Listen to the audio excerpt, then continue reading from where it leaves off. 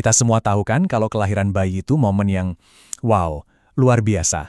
Tapi pernah nggak sih kita benar-benar berpikir tentang proses di baliknya? Percaya deh, ceritanya jauh lebih menakjubkan. Ini adalah kisah tentang bagaimana kita semua dimulai. Nah, dalam beberapa menit ke depan, kita akan bedah tuntas perjalanan epik ini. Nah, lihat ini.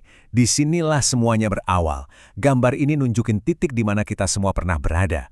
Sebuah proses biologis yang kelihatannya rumit, tapi kalau kita telusuri, ini adalah sebuah kisah yang benar-benar luar biasa. Jadi pertanyaannya, gimana sih semua ini bisa terjadi? Itulah yang akan kita jawab bareng-bareng.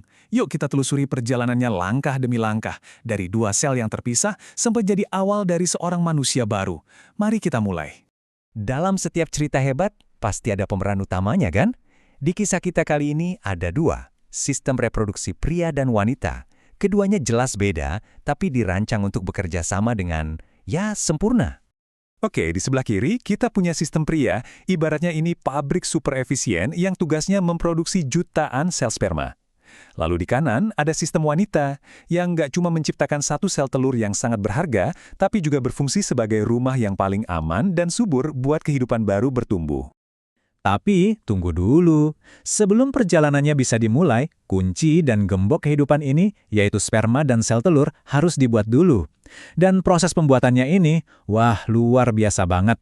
Secara ilmiah, nama kerennya itu gametogenesis. Gampangnya, anggap aja ini proses di pabrik yang menciptakan sel-sel super khusus. Sel-sel inilah yang bawa separuh dari cetak biru genetik kita. Buat pria, prosesnya disebut spermatogenesis, dan buat wanita, oogenesis. Nah, di sini nih perbedaannya jadi menarik banget. Kalau spermatogenesis, itu fokusnya ke kuantitas.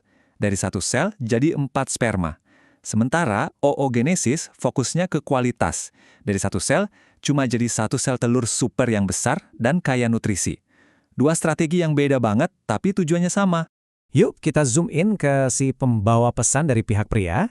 Sel sperma ini bukan sel sembarangan loh. Ini adalah mesin biologis yang super canggih.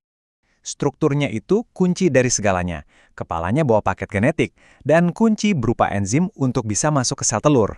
Lehernya itu ruang mesinnya, penuh sama pembangkit tenaga. Dan ekornya itu baling-baling pendorongnya. Semuanya ada dalam satu sel super kecil yang punya satu misi, sampai ke tujuan. Oke, sekarang kita pindah ke pihak wanita.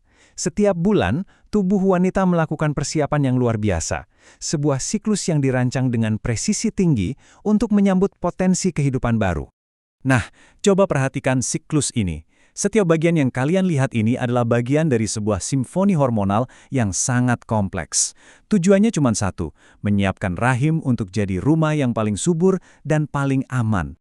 Prosesnya ada 4 babak. Babak pertama, menstruasi, ini proses pembersihan.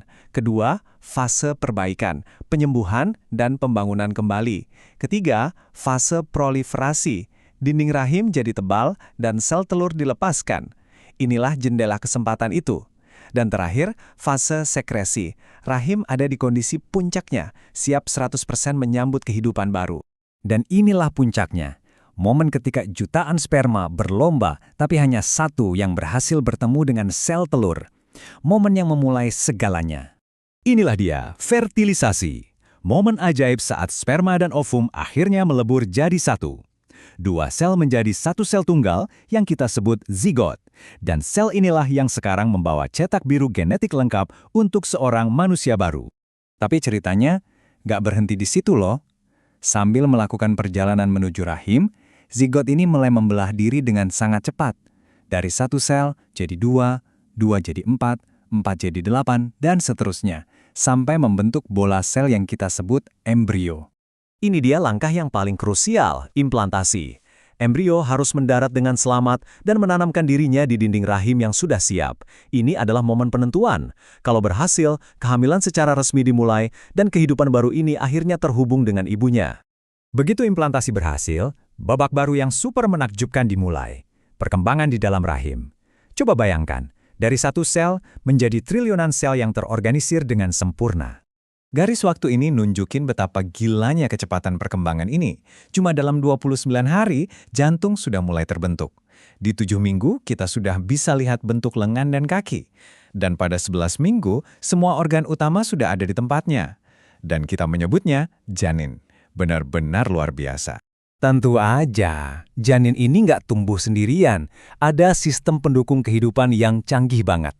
Ada plasenta yang jadi stasiun pertukaran nutrisi dan oksigen. Ada amnion, kantung pelindung yang isinya cairan. Dan tentu saja tali pusat, jalur penghubung utamanya. Nah, karena kita udah lihat betapa rumit dan berharganya sistem ini, menjaganya tetap sehat itu ya jadi super penting. Dan ada berbagai kondisi yang bisa mempengaruhinya. Salah satu resiko utama bagi kesehatan sistem reproduksi adalah penyakit menular seksual atau PMS. Penting banget untuk kita pahami ini, bukan untuk menakut-nakuti, tapi supaya kita punya bekal pengetahuan untuk melindungi diri. Beberapa contoh yang umum itu disebabkan oleh bakteri, ada gonore dan klamidia misalnya. Nah, bahayanya kedua penyakit ini seringkali nggak nunjukin gejala apa-apa, terutama pada wanita. Inilah yang bikin dia berbahaya. Penyakitnya bisa menyebar dan menyebabkan kerusakan tanpa kita sadari. Kalau vaginosis bakterialis, biasanya lebih mudah dikenali dari gejalanya yang khas. Jadi, poin terpentingnya apa? Intinya adalah ini. Deteksi dini dan pengobatan yang cepat itu adalah kunci. Penyakit kayak gonore, kalau dibiarkan, bisa banget menyebabkan kerusakan permanen seperti kemandulan. Tapi, kabar baiknya adalah banyak dari penyakit-penyakit ini bisa disembuhkan total dengan antibiotik. Jadi dari 2 sel jadi 1 manusia utuh, sebuah proses yang sangat kompleks, tapi di saat yang sama juga sangat rapuh. Setelah memahami semua ini, pertanyaannya sekarang kembali ke kita semua. Bagaimana cara kita menghargai dan melindungi keajaiban ini dalam kehidupan kita sehari-hari?